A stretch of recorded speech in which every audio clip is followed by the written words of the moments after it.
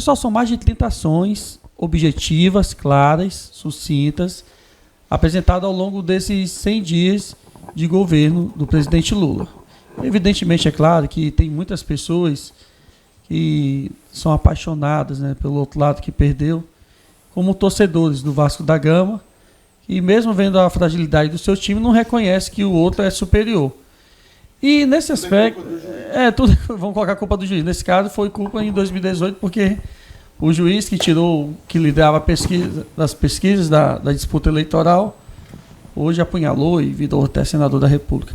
Mas são ações objetivas. Acho que a contratação de 25 mil novos médicos do programa Mais Médico, que tem por intuito e finalidade atender as comunidades quilombolas, indígenas, os nossos irmãos do Alto, Médio e Baixo Madeira, aquele cidadão e aquela cidadã que residem nas linhas, dos distritos do eixo da BR ou fora do eixo da BR, nos municípios mais longínquos, onde o poder público não chega, certamente esses novos médicos estarão ali, ao menos, minimizando e dando o mínimo de dignidade ao nosso povo brasileiro. É claro que, além da saúde, é importante ressaltar o fortalecimento do programa educacional de expansão que cuida das nossas criancinhas na educação básica, onde outrora, no governo Bolsonaro, a merenda escolar, pasmem, senhores, chegava a pouco mais de 37 centavos por aluno da rede pública municipal. E são avanços, ao meu sentir, a educação, infraestrutura, a retomada do programa Minha Casa Minha Vida, que é aqui no município de Porto Velho, uma das capitais que deu a maior concentração de votos ao ex-presidente Bolsonaro, vai ser contemplada com milhares de casas e residências ao longo desses próximos meses.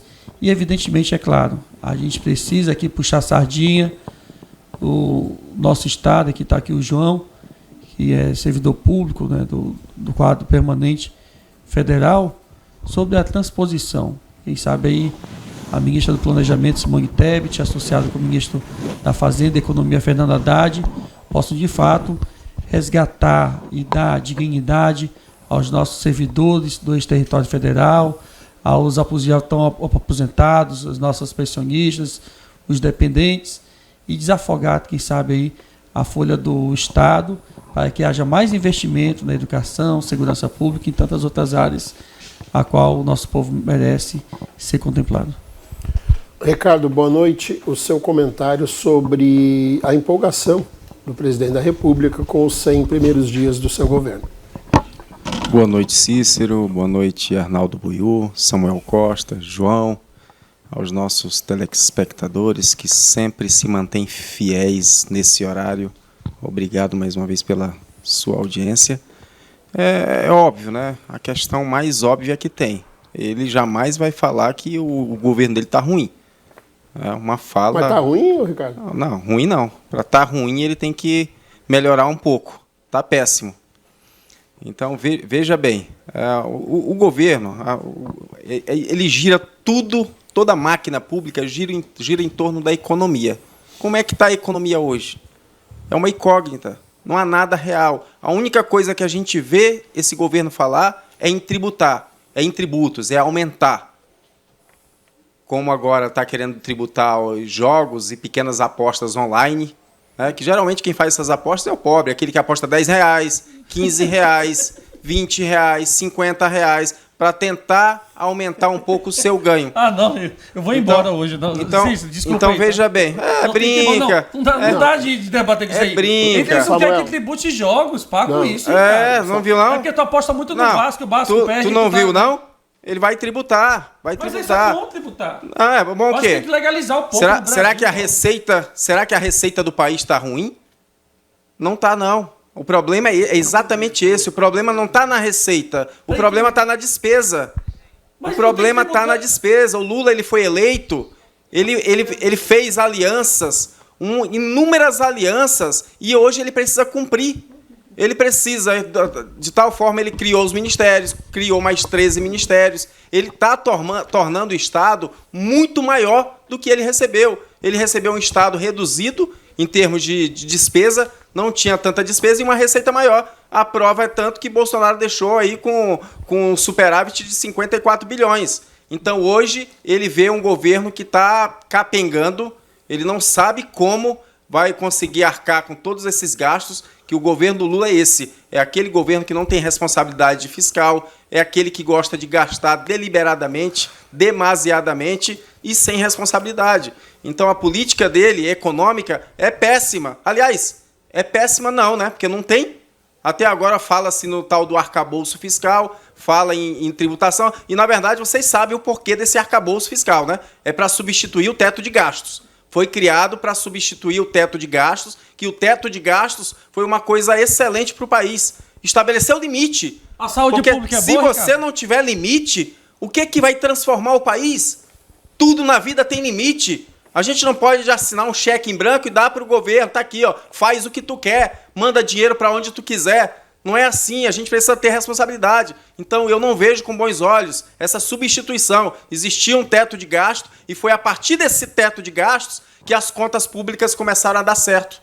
Agora ele questionou. Durante a campanha, o Lula já tinha falado, eu vou acabar com esse teto de gastos. Isso não existe, porque ele quer gastar, ele quer torrar o dinheiro que não é dele.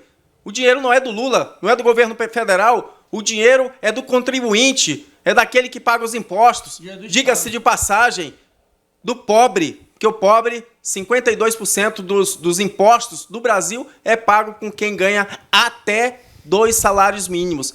Então ele vai, mais uma vez, sufocar essa população, vai tentar arrecadar. A política dele agora é de arrecadação. Ele vai querer tirar dinheiro de todos os lados para poder cumprir as agendas dele, os compromissos que ele firmou em campanha, principalmente com os políticos.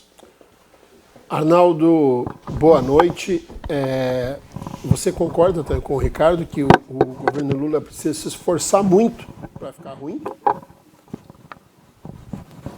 Primeiramente, meu boa noite a todos os telespectadores. Boa noite os velhinhos, os novinhos. Boa noite ao doutor Ricardo. Boa noite, João. Guajará Mirim se faz presente aqui conosco. Boa noite, Cícero. Boa noite, Samuel e toda a nossa técnica. Tá, eu não vou entrar nessa questão de comentário, porque eu não estou aqui para comentar pessoas, eu nem falo de pessoas. Eu estou para comentar ações. Denotadamente, nesses menos de 100 dias, estão fazendo esforços e conversando com o empresariado, com as pessoas, inclusive Paulo Guedes até elogiou Haddad, dado essa sensibilidade e flexibilidade que ele tem de estar conversando com os segmentos representativos e econômicos do Brasil.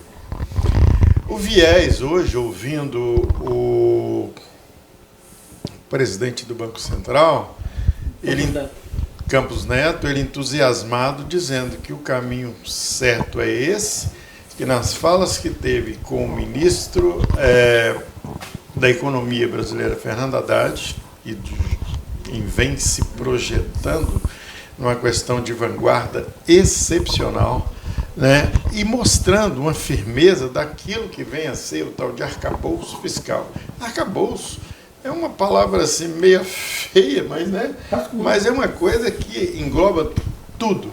E nesse englobar tudo, os empresários já deram um aval e estão satisfeitos, porque sabem que a economia brasileira, e dentro do arcabouço fiscal, acaba de falar com esse negócio de teto de gasto e passa por uma condição de arrecadação e despesa.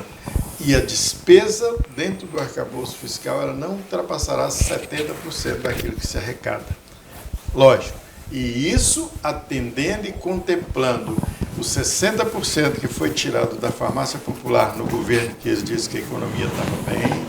Isso, a volta do investimento das obras paradas, mais necessariamente aquele que tem os conjuntos habitacionais Bolsa Família, que vem atender as pessoas que necessitam de moradia. Isso vem de encontro ao dinheiro, inclusive, que foi aumentado no governo Lula, das bolsas de estudo, que é para dar seguimento aos nossos cientistas, para melhorar tecnologicamente esse país, né? E o retorno do dinheiro que tinha sido contingenciado, tirado da educação de nível superior do país. Então, não dá para entender em cima alguns falácias e comentários a respeito de que estava mal. Porque eu não entendo. Disse que o país estava bem em 2022. Agora, de repente, em menos de 100 dias o país ficou mal. Ah, está falindo empresa. Mas uma empresa está falindo em 90 dias se passou 4 anos bem? Não dá para entender. O que ainda existia uma ficção, uma coisa imaginária nesse princípio, aonde as pessoas, ao invés de cuidar do Brasil, andou muito de moto, fazendo arruaça no país. João Soares, boa noite, seja bem-vindo. O seu comentário sobre esse tema. Boa noite, Cícero. Boa noite aos nossos colegas de bancada, Ricardo, Samuel, Buiú.